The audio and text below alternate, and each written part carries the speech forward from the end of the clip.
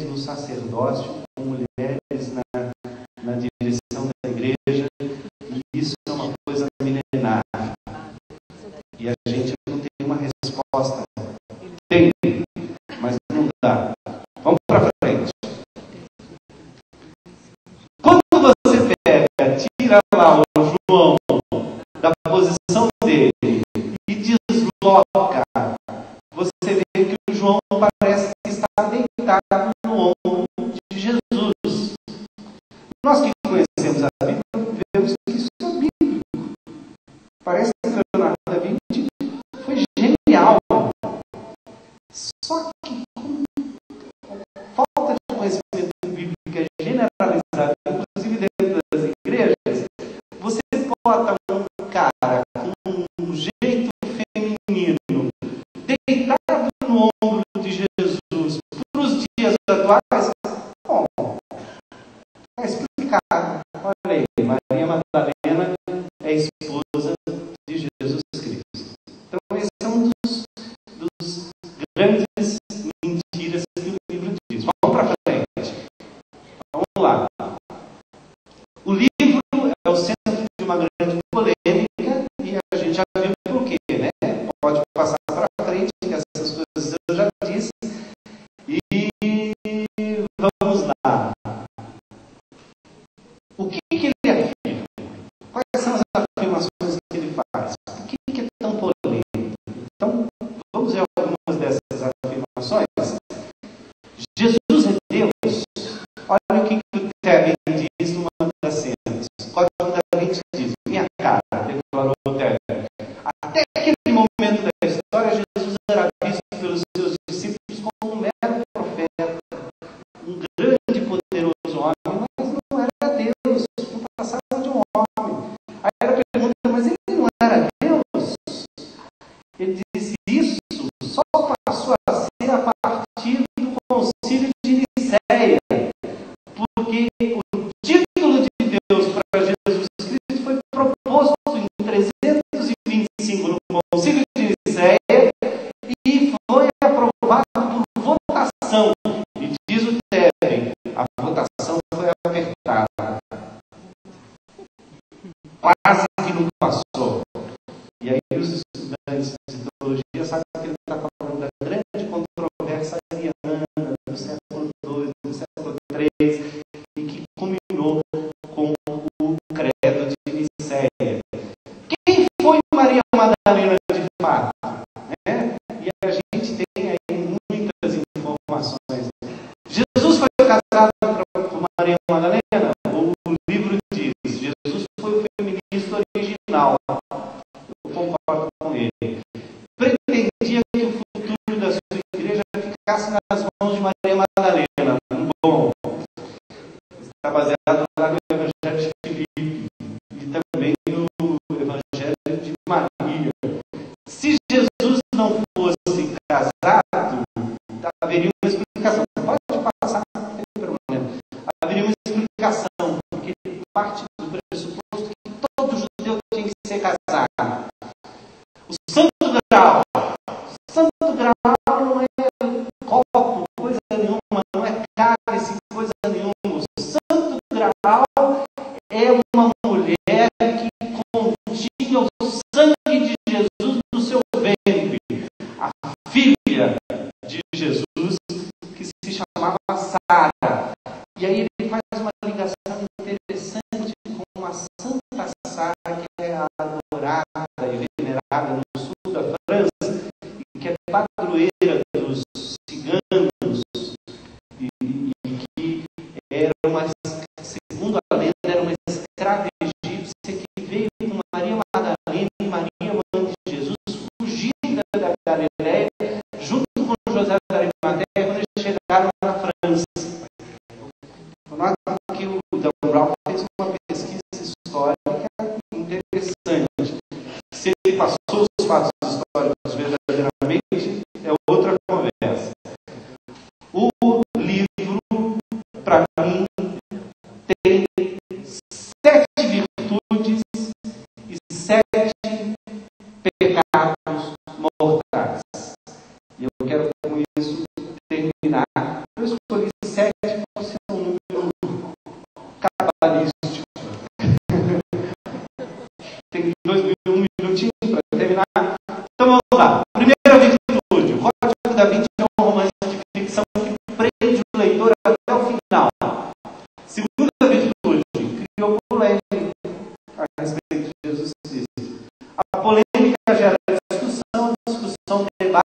debate produz,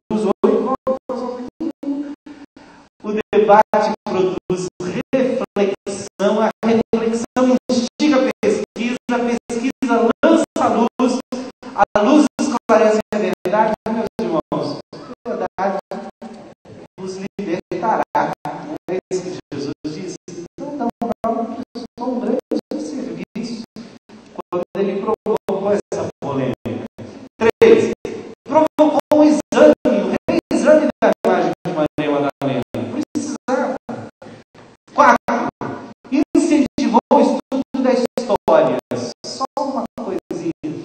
Olha, eu estou vendo gente que só assistia a novela belíssima, recitando o credo de Nicéia, gente.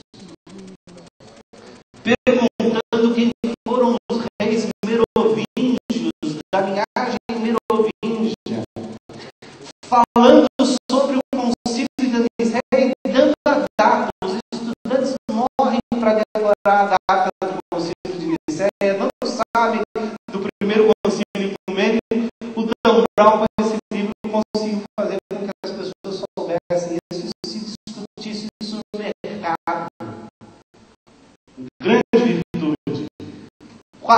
5. Provocou a redescoberta de Leonardo da Vinci. Eu tenho assistido de documentário sobre o Leonardo da Vinci no Discovery Channel, nesses canais todos. É maravilhoso. Eu nunca aprendi tanto sobre o Leonardo da Vinci. 6. O Código da Vinci mostra a importância de saber a diferença entre ficção e realidade. Acho que essa é a primeira decodificação que a gente tem que fazer. O Dan Brown não tem compromisso nenhum com história, com documentação. Ele não tem que provar nada. Ele pode falar a besteira que ele quiser. Ele está escrevendo um romance. É isso que as pessoas não entendem. E isso ele faz muito bem. 7. Provocou um questionamento e reexame da fé das pessoas. Muita gente está se perguntando quem é Jesus Cristo. Quais são os pecados do Código da Vinci, na minha opinião? 7 pecados capitais, né? Um livro de ficção, quando recebido como documento histórico, gera vícios de compreensão e comete pecados contra a verdade. Esse é o problema. O pecado talvez não seja nem do Dan Brown, seja das pessoas que leram achando que aquilo é um livro de história. Então, o primeiro pecado é o pecado de confundir verdade e ficção. Segundo pecado, tratar uma teoria de conspiração como uma única explicação plausível. Mas esse pecado nós evangélicos também cometemos. Nós também criamos várias teorias de conspiração e achamos que só nós estamos certos. 3. Realizar o casamento sem testemunhas confiáveis. Casou Jesus com Maria Madalena e não tem testemunho nenhum, nem físico, nem presente, nem documental, nada. 4. Inventou mais uma sociedade secreta. Já não basta o que a gente tem. Essa sociedade secreta é uma fraude. Essa sociedade priorada de Sião, que segundo o livro é guardiã, que foi fundada, pode ir para frente, foi fundada pelos cavaleiros templários, lá é isso. Isso foi uma fraude inventada por um cara chamado Pierre Plantat, em 1960 e pouco, em 50 e pouco, ele registrou essa sociedade, inventou os documentos, falsificou esses documentos, plantou na biblioteca de Paris, provocou uma revolução. Várias pessoas escreveram livros baseados nesse negócio. Tem uma história de um padre numa cidadezinha chamada René meu nome era Berenguer Sonier.